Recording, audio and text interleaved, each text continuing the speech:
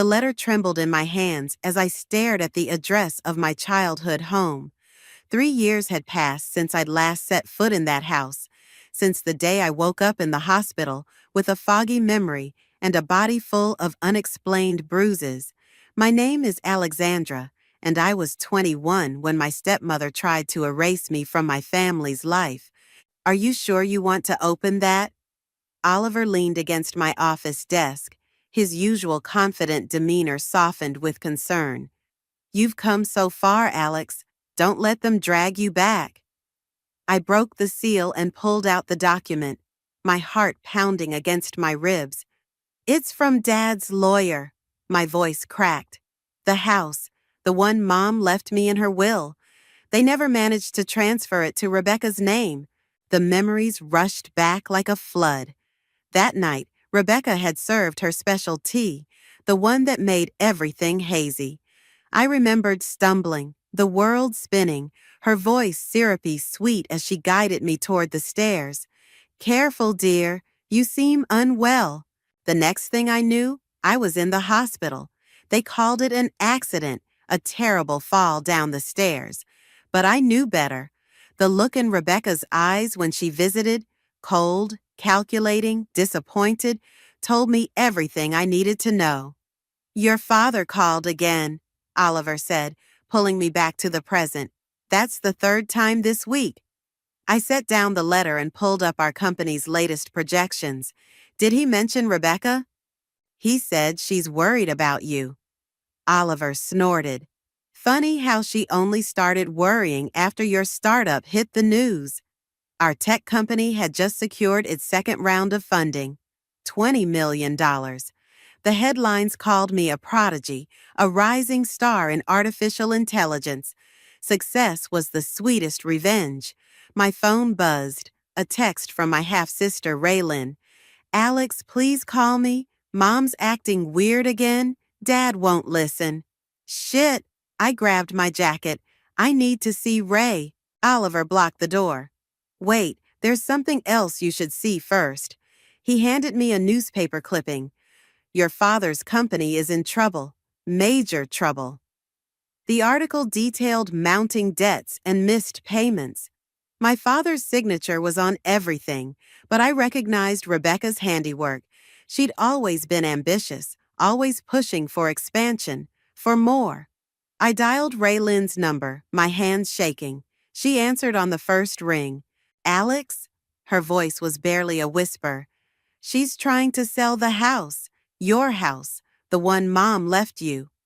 She can't sell what isn't hers, I said, my voice steadier than I felt. You don't understand. She's desperate. Dad's about to lose everything, and she's convinced him you're the only one who can help. I laughed, but there was no humor in it. By signing away my inheritance? Please come home, Raylin pleaded. Not for them, for me. Oliver watched me, concern etched on his face. He'd been there through everything, the recovery, the nightmares, building our company from nothing. He knew what going back could cost me. I'll think about it, I told Ray, ending the call. You're going back, aren't you? Oliver sighed. I picked up the inheritance letter again, running my fingers over the embossed letterhead. Mom knew Oliver. She must have known what Rebecca was capable of. Why else would she leave the house in my name, with a clause that it can never be sold without my signature? My phone buzzed again, an email from the family lawyer, Kimberly. The subject line made my blood run cold. Urgent, foreclosure notice. I opened it with trembling fingers. The attachment showed what I'd suspected. Rebecca had been taking out loans against the house, my house. But without my signature, they were worthless. Look at this, I said, showing Oliver the screen. She forged my signature on some of these documents. Oliver whistled low. That's prison time. I stared out the window at the Seattle skyline, at the empire I'd built from the ashes of my old life. 3 years ago, she thought she'd won. She thought she'd broken me. What are you going to do? I grabbed my keys, my mind made up. I'm going home, but this time I'm not the scared little girl she remembers. This time, I have proof. The inheritance letter felt heavy in my bag as I headed for the elevator. My mother's last gift wasn't just a house. It was protection, insurance against the woman who tried to destroy me. And now, that same house would be Rebecca's undoing. As the elevator doors closed, I smiled. Sometimes karma needs a little help. The familiar streets of my childhood neighborhood felt smaller now, shadows of what they once were. I pulled my Tesla into the driveway of my mother's, my house, the gravel crunching under the tires. Nice place, Oliver said from the passenger seat. Hard to believe they're about to lose it. I killed the engine but couldn't bring myself to get out. 3 years ago, I left here in an ambulance. A figure appeared at the front door, Raylan, her dark hair wild around her face. She ran down the steps and yanked open my car door. You actually came. She pulled me into a fierce hug, then stepped back to look at me. God, you look so successful. You look tired, I said, noting the dark circles under her eyes. Yeah, well, living with Rebecca will do that to you. She glanced at Oliver. Who's this? Oliver Turner, business partner and designated voice of reason, he said, extending his hand, though Alex rarely listens to reason. A curtain twitched in the upstairs window. Rebecca was watching. They're not home, Raylan said, following my gaze. Dad's at the bank, and Rebecca's at her lawyer's office. Again. We went inside, and I was struck by how little had changed. Same furniture, same photos on the walls. Except now I'd been cropped out of most of them. Want to see what they did to your room? Raylan asked, already heading up the stairs. My old bedroom had been converted into a home office. Rebecca's designer handbags displayed like trophies on floating shelves. My chest tightened.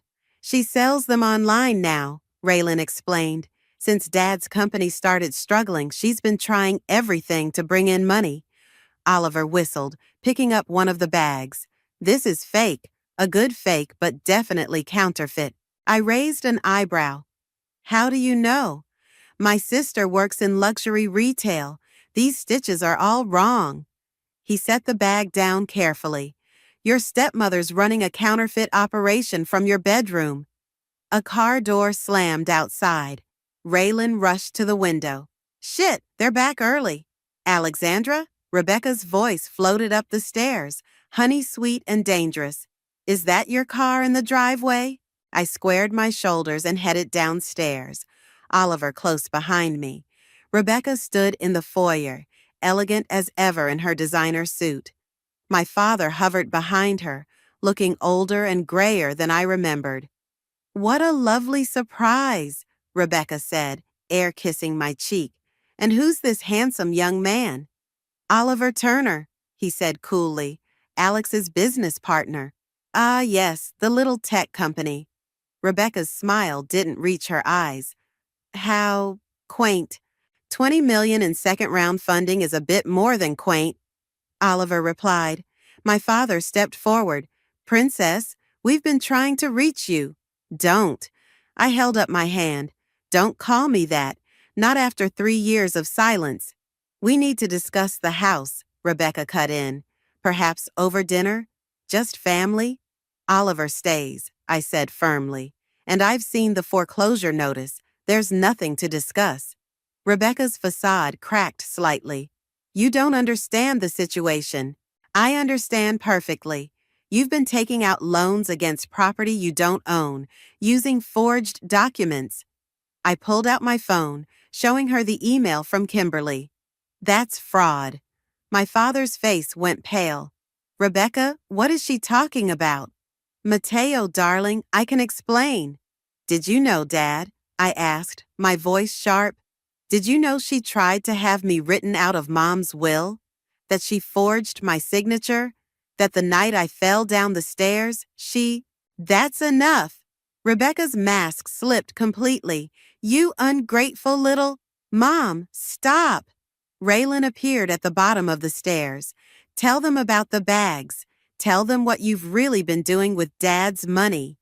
The front door opened again, and Collins Walker from the bank stepped in, looking uncomfortable.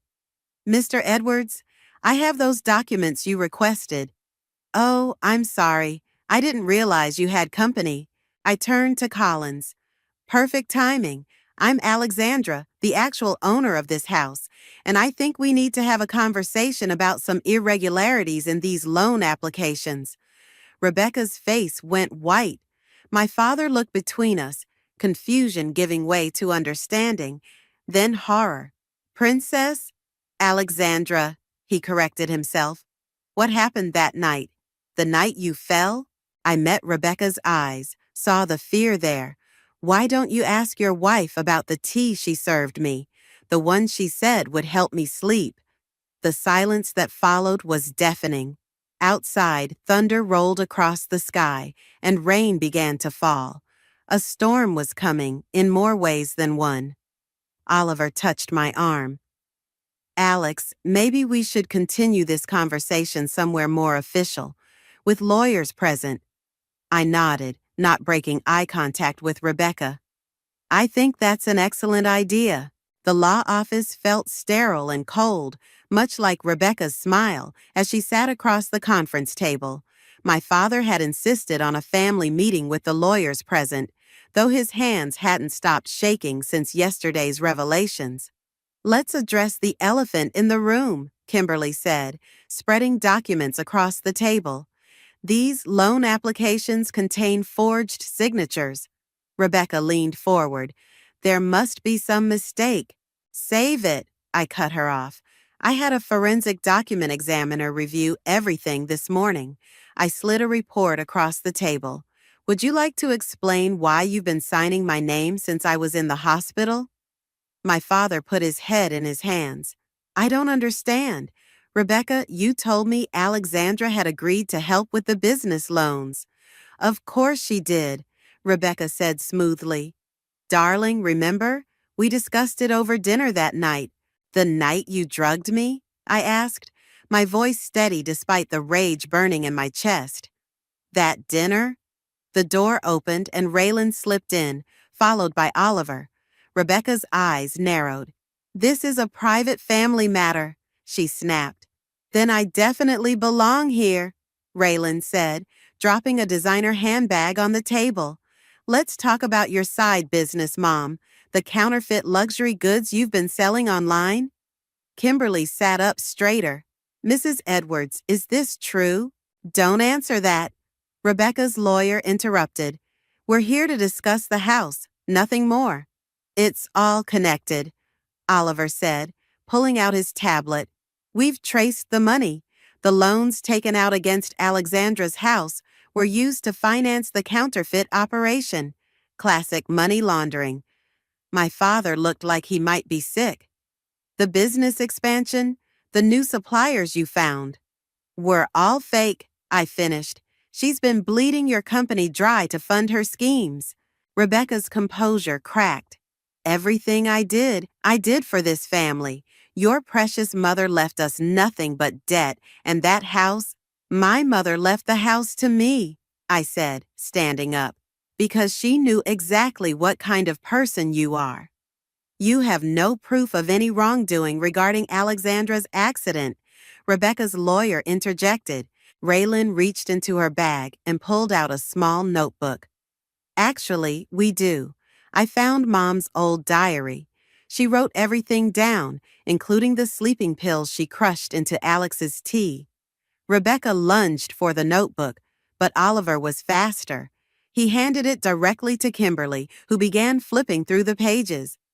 "This is—" Kimberly looked up, her professional demeanor slipping. "Mrs. Edwards, these entries detail premeditated attempted murder." The room went silent. My father stood up so quickly, his chair toppled backward. "You tried to kill my daughter?" His voice was barely a whisper. Rebecca's face contorted. "She was ruining everything, always bringing up her mother, turning you against me. The house was supposed to be mine." "The police are on their way," Oliver said quietly, his phone in hand. They're very interested in both the fraud and the attempted murder confession we just recorded. I walked around the table to stand in front of Rebecca. You know what the worst part is? I would have helped if you'd just asked, but you couldn't stand the idea of needing anything from me. Alex, my father reached for me, but I stepped back. You're not much better, I told him. You saw what was happening and chose to look away. Every time. Raylan moved to my side, slipping her hand into mine. What happens now? The door opened again, and 2 police officers entered, followed by Collins from the bank. Rebecca Edwards, one officer said, we need you to come with us. As they led Rebecca away in handcuffs, she turned to my father one last time. Mateo, please, tell them I did it for us. But my father wasn't looking at her. He was staring at the diary in Kimberly's hands, at the evidence of how thoroughly he'd failed to protect his daughter. The house, Collins spoke up awkwardly. Given the circumstances, the bank is willing to work out new payment arrangements with the legitimate owner. I looked at my father, saw the defeat in his shoulders, the fear in his eyes. 3 years ago, I'd wanted nothing more than to hurt them the way they'd hurt me. Now, watching my father's world crumble, I felt nothing but exhaustion. Draw up the paperwork, I told Collins. We'll need to review all the legitimate loans versus the fraudulent ones. Alexandra, my father started. I'm not doing this for you, I said. I'm doing it for Raylan and for Mom. She loved this house. Oliver touched my shoulder. We should go. The police will need statements. As we left the office, Raylan squeezed my hand. Thank you, she whispered, for not letting her win. I looked back at my father, still standing alone in the conference room, and realized that in the end, there were no winners here, only survivors. The house felt different with Rebecca gone. I stood in her former office, my old bedroom, boxing up the counterfeit bags for the police evidence locker. Each one represented another lie, another betrayal. Found something, Raylan called from the closet. She emerged holding a dusty wooden box. It has Mom's name on it. My hands trembled as I opened it. Inside were stacks of letters, photos, and a small velvet pouch. Oh my God, I whispered, pulling out a photograph. This was Mom's last Christmas. The doorbell rang, startling us both. Oliver's voice drifted up from downstairs. Alex, your father's here. I shoved the box under my arm. Not now. I can't. Please. My father's voice cracked. 5 minutes. Raylan touched my shoulder. I'll take the box to your car. You should talk to him. I descended the stairs slowly. My father stood in the foyer, looking lost without Rebecca's commanding presence beside him. Oliver hovered nearby, ready to intervene if needed. The police called, my father said. Rebecca's being held without bail. The fraud charges alone. He trailed off, running a hand through his gray hair. I had no idea about the sleeping pills. You have to believe me. But you knew something was wrong that night, I said. You knew, and you chose to believe her anyway. I was a coward. He pulled something from his pocket, an old envelope. I found this in Rebecca's things. It's from your mother, dated a week before she died. My hands shook as I opened it. Mom's familiar handwriting filled the page. Mateo, if you're reading this, I need you to protect our Alexandra. Rebecca isn't who you think she is. The money missing from the accounts? I looked up. What money?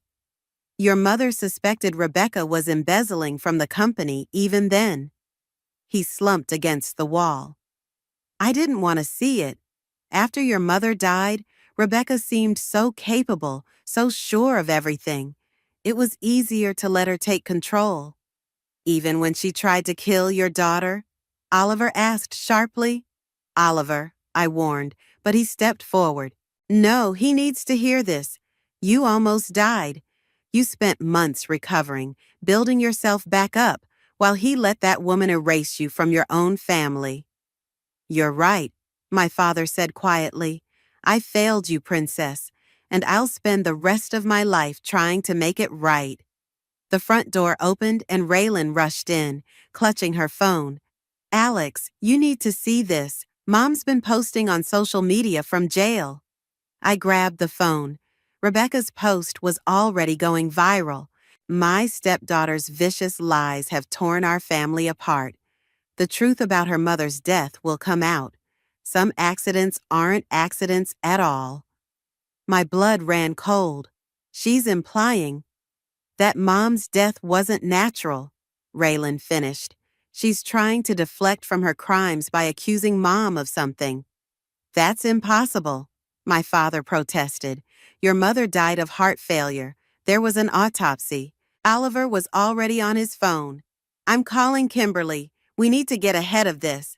I walked to the living room, staring at the family photos Rebecca hadn't managed to alter. Mom's smile, always so bright, even near the end. The missing money, I said slowly. Dad, where did it go? He shook his head. We never found out. Rebecca claimed she'd invested it in overseas opportunities, but the paperwork was vague. Alex, Oliver called from the foyer. Kimberly says Rebecca's lawyer is pushing for a deal. They want to trade information about your mother's death for a reduced sentence. She's bluffing, I said, but doubt crept in. She has to be. Raylan was scrolling through her phone. There's more. Mom had a private Instagram account I didn't know about. Look at these photos from right before your accident. The images showed Rebecca at various banks, meeting with people in expensive suits. In one photo, a familiar face stood out. That's Dr. Phillips, my father said. Your mother's cardiologist. A piece clicked into place. The same doctor who prescribed Mom's heart medication. Oliver was already dialing. I'm calling my contact at the FBI. This just became much bigger than fraud. I sank onto the couch, the weight of this new revelation pressing down on me. She didn't just try to kill me. She might have. We'll find the truth, my father said firmly. Whatever it takes. Raylan sat beside me, gripping my hand. Mom kept records of everything. If there's proof, it'll be in that box we found. I stood up, determination replacing shock. Oliver, tell the FBI we'll cooperate fully. Dad, I need every financial record from the company dating back to when Rebecca first arrived. Ray, help me go through Mom's box. And Rebecca's social media threats? Oliver asked. I looked at the family photo again, at my mother's smile. Let her talk. She doesn't know what we just found. The truth about my mother's death had been hidden in this house all along, waiting to be discovered. Rebecca thought she could use it as leverage, but she just made her biggest mistake yet. The FBI office buzzed with activity as Agent Sarah Martinez spread the contents of Mom's box across the conference table. Each piece of evidence told part of a story I wasn't sure I was ready to hear. Your mother was thorough, Martinez said, examining a stack of bank statements. She documented every suspicious transaction, every meeting between Rebecca and Dr. Phillips. Oliver pointed to a series of offshore transfers. Look at these dates. Each withdrawal corresponds with a change in your mother's medication dosage. She was tracking Rebecca all along, I said, picking up a photo of Rebecca leaving Dr. Phillips's office. She knew something was wrong. The door opened and Kimberly rushed in, clutching her laptop. Rebecca's lawyer just sent over their proposed deal. You need to see this. She placed the laptop in front of me. Rebecca's statement was short but devastating. I will provide evidence that Alexandra's mother was embezzling company funds and orchestrated her own death for the insurance payout. In exchange, I want full immunity. That's ridiculous, my father exploded from his corner of the room. Maria would never— Wait, Martinez interrupted, pulling out a document from Mom's box. This might explain Rebecca's strategy.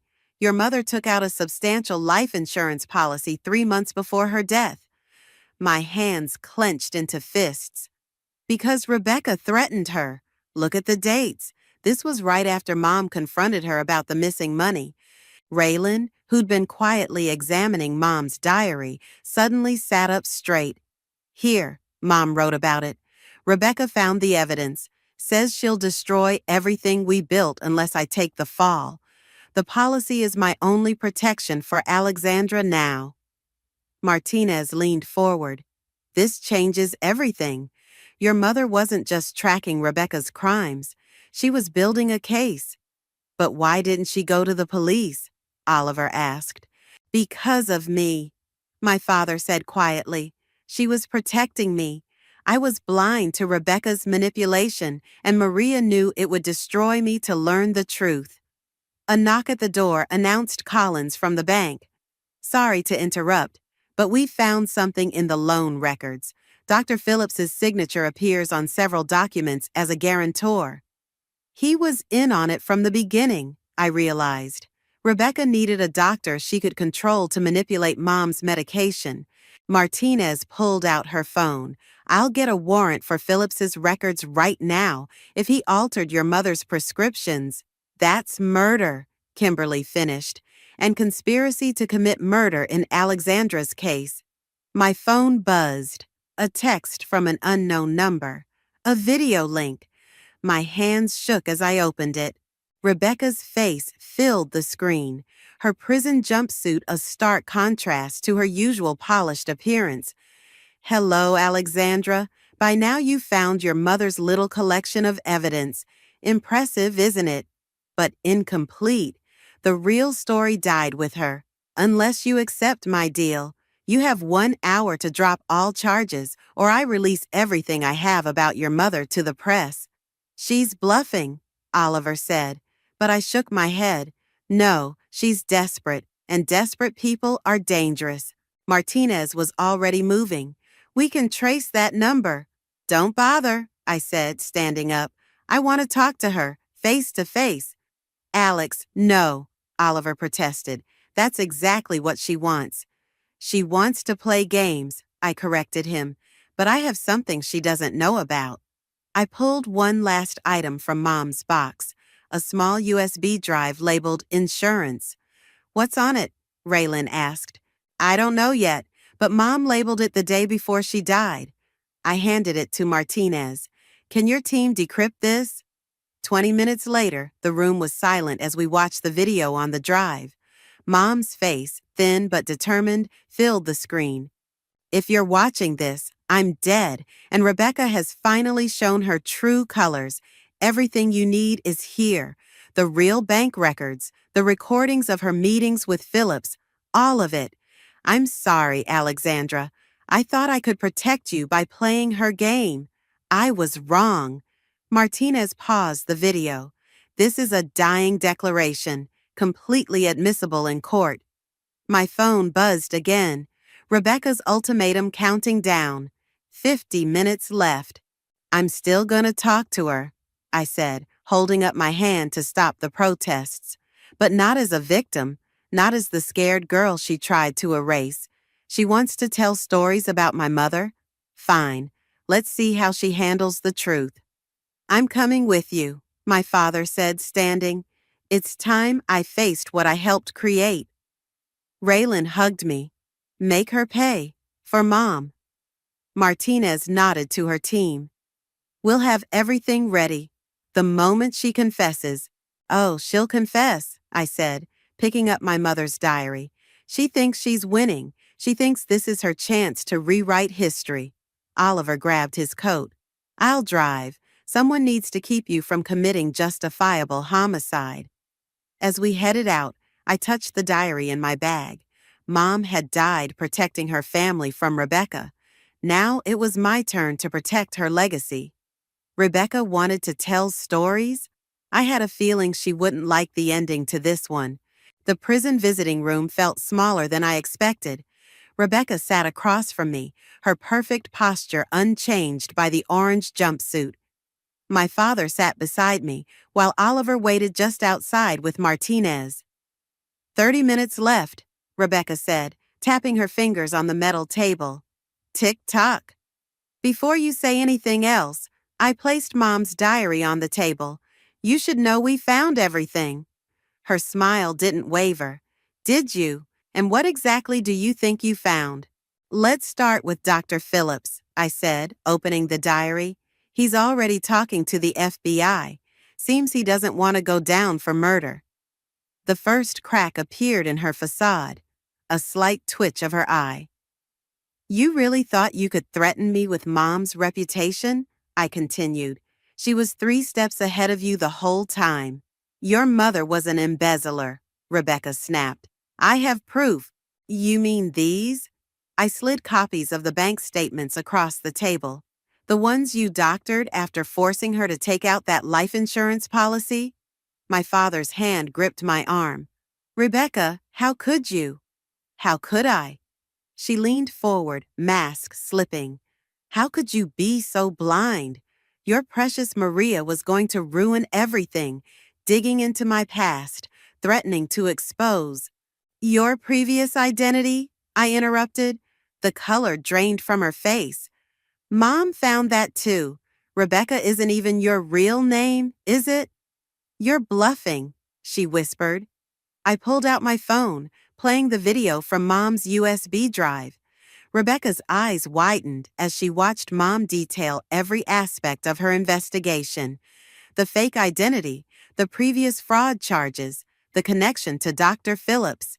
Turn it off, she demanded. Why? This is my favorite part, where you threatened to kill me if Mom didn't take the fall for your embezzlement. I never. Save it, my father cut in. The FBI has the original recordings. Maria knew you'd try something like this. She hid cameras in her office. Rebecca's composure shattered.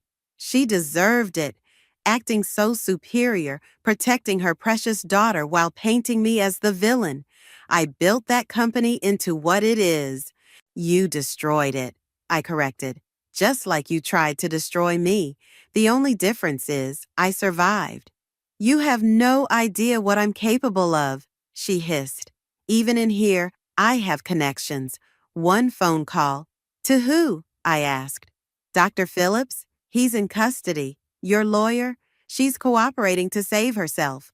The people running your counterfeit operation? Arrested this morning. The door opened and Martinez stepped in. Time's up. Dr. Phillips just signed a full confession.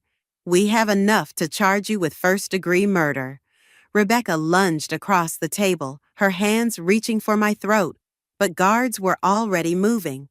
As they restrained her, she screamed, I should have pushed you harder down those stairs. There it is, Martinez said calmly. Confession recorded, along with the threat. My father stood, finally looking at his wife with clear eyes. I'll be filing for divorce. Don't contact us again. As Rebecca was dragged away, still screaming threats, I picked up Mom's diary. She never understood, did she? Mom wasn't collecting evidence just to expose her. What do you mean? My father asked. She was creating a safety net. Everything in this diary, the recordings, the USB, it was all to protect us after she was gone. She knew what Rebecca would do. Oliver appeared in the doorway. Raylan just called. Dr. Phillips gave up everything. Dates, times, exactly how they altered your mother's medication. They're charging him as an accomplice to murder. I touched the diary's worn cover. Mom wrote that she was sorry she couldn't stop Rebecca directly. She was afraid Rebecca would hurt me if she did. Maria always put you first, my father said softly. I forgot that somewhere along the way. Martinez approached with forms in hand. We'll need official statements, but this case is solid. Rebecca's looking at life without parole. As we left the prison, I saw Rebecca being led to a secure transport vehicle. Our eyes met briefly. All her power, all her manipulation, stripped away in an instant. She'd thought she was so clever, using Mom's death as leverage. Instead, Mom had reached out from the past and exposed every dark secret Rebecca had tried to bury. You okay? Oliver asked as we reached the car. No, I admitted, but I will be. We all will be. My phone buzzed. Raylan again. They're seizing all of Mom's assets. The house is officially safe. I looked back at the prison one last time. Rebecca had tried to write her own ending, but Mom had left us the true story. Now it was up to us to write the next chapter. Let's go home, I said. We have a lot of healing to do. The sun was setting as we drove away, casting long shadows behind us. Some ghosts, I realized, don't need to be fought. They just need to be brought into the light.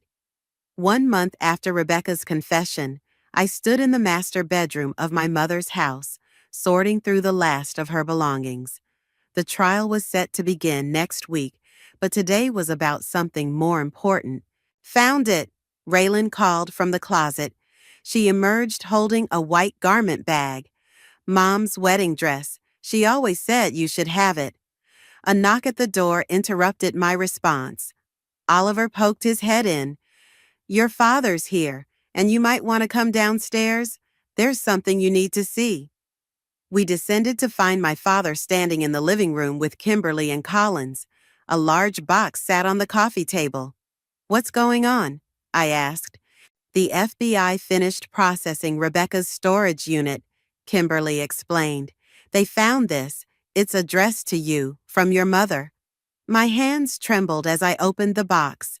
Inside was a leather-bound journal and an envelope marked, "For Alexandra, when you're ready." Rebecca hid this? Raylan asked, anger coloring her voice. She hid a lot of things, my father said quietly. The FBI found evidence of her crimes going back 20 years. Different names, different victims. I opened the envelope, unfolding a letter written in Mom's familiar hand. My dearest Alexandra, if you're reading this, then my worst fears about Rebecca have come true. I'm writing this the night before I confront her about the missing money. I know the risk, but I can't let her destroy everything we've built. The journal contains everything: my investigation, my fears, and most importantly, my hopes for you. I've arranged for the house to be yours because I know Rebecca will try to take everything else.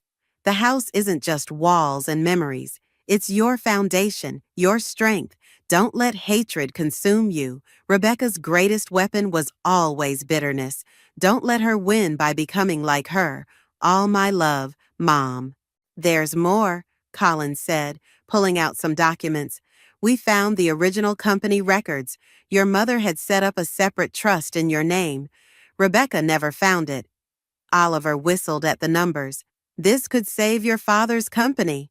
Our company, my father corrected. It was always meant to be yours too, Princess. I just lost sight of that. Raylan squeezed my hand. What are you going to do? Before I could answer, Martinez arrived with more news. Dr. Phillips took a plea deal. He's testifying against Rebecca. With his testimony and your mother's evidence, it's over. Not quite, I said, picking up Mom's journal. There's one more thing we need to do.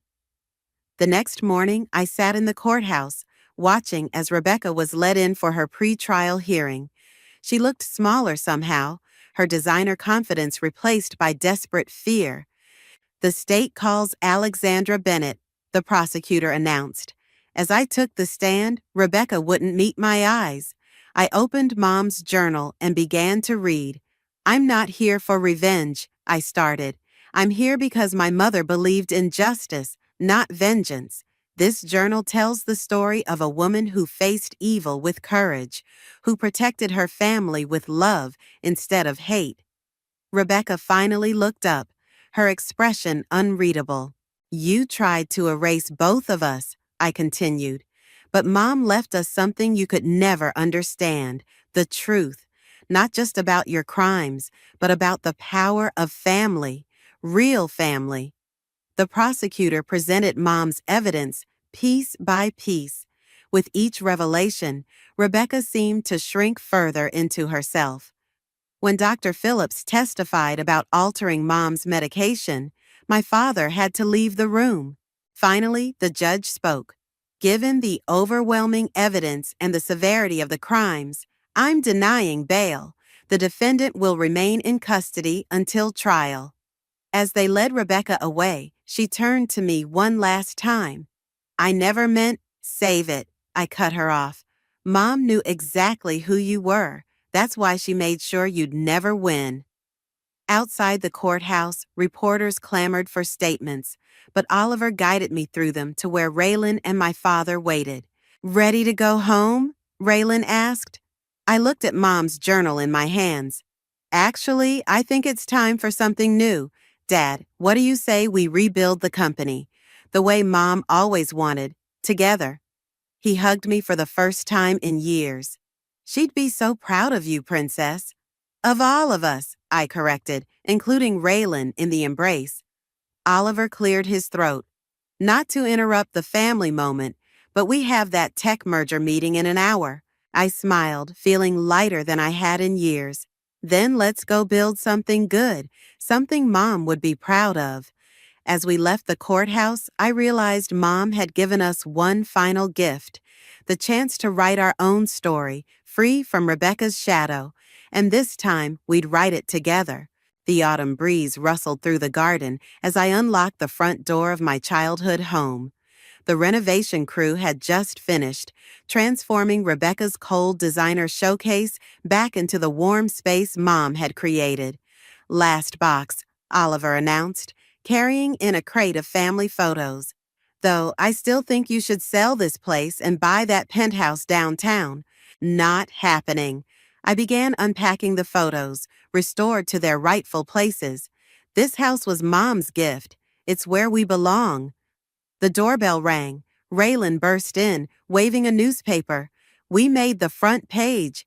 Tech Sisters Transform Family Legacy. Bennett AI revolutionizes industry. Did you see the best part? My father followed her in, carrying coffee for everyone. The stock price doubled after the merger announcement. I picked up Mom's portrait, placing it above the fireplace. She would have loved seeing you run the AI division, Ray. You're even better with code than I am. Speaking of code, Oliver interrupted, checking his phone. The prison's firewall upgrade is complete. Rebecca won't be sending any more mysterious emails from behind bars. The trial had ended with Rebecca facing life imprisonment for Mom's murder and my attempted murder. Dr. Phillips got 20 years for his role. The truth had finally won. Mail's here, Raylan called from the front door, including something from Mom's old lawyer in Boston. I opened the thick envelope and a small key fell into my palm. The accompanying letter made my heart skip. Per Maria's instructions, this key opens a safety deposit box at First National to be delivered to Alexandra upon the successful conviction of Rebecca Edwards. Dad? I held up the key. Did you know about this? He shook his head, looking puzzled. Maria had accounts in Boston from before we married. She never closed them. An hour later, we gathered around the conference table at First National as the bank manager opened the safety deposit box. Inside lay another letter and a small USB drive. My dearest Alexandra, I read aloud, if you're reading this, you've done what I couldn't.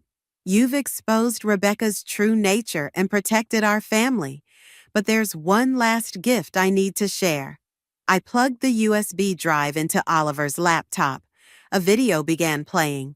Mom, healthy and vibrant, sitting in her garden. Hello, my loves, she said, smiling. I'm recording this because I've discovered something wonderful. The AI project I was working on before Rebecca arrived, I completed it. The code is on this drive, along with patents already filed in Alexandra's name. My father gasped. The neural network project? But Rebecca said it failed. Because she wanted us to believe that, I realized. Mom knew she was going to try to steal it. The video continued. Alexandra, this technology could change everything, but more importantly, it proves what I've always known. Our family's strength isn't in buildings or bank accounts. It's in here. She touched her heart. Rebecca never understood that. She saw power as something to take. We know it's something to share. Raylan was already examining the code. This is incredible. The applications for medical diagnosis alone. That's why Mom hid it, I said softly. She knew Rebecca would use it for profit instead of helping people. There's more. Oliver pointed to the screen. Stock certificates, dated the week before she died. She transferred ownership of her original patents to both of you. He looked at Raylan and me. You two own controlling interest in everything. My father wiped his eyes. She made sure you'd always be stronger together. I hugged Raylan close. Partners? Always, she agreed. For Mom. Back at the house that evening, we gathered in the garden Mom had loved so much. The flowers she'd planted still bloomed, persistent and beautiful. To Maria, my father raised his glass, who gave us everything we needed to find our way back to each other. And to new beginnings, Oliver added, squeezing my hand. I looked around at my real family, not the perfect image Rebecca had tried to force, but something stronger, something true. Mom wrote that Rebecca's greatest weakness was thinking power meant control, I said, but real power is in letting go, in trusting love to be stronger than hate. Raylan lifted her glass. To Mom's last gift, showing us that the best revenge isn't punishment. It's living well, I finished. As the sun set, I felt Mom's presence in every flower, every breath of evening air. She'd given us the tools to rebuild, not just the company, but our family. And in the end, that was worth more than any revenge could ever be. The house stood strong behind us, no longer a symbol of loss, but a foundation for something new, something Rebecca could never touch, something Mom had known we'd find all along, our way home.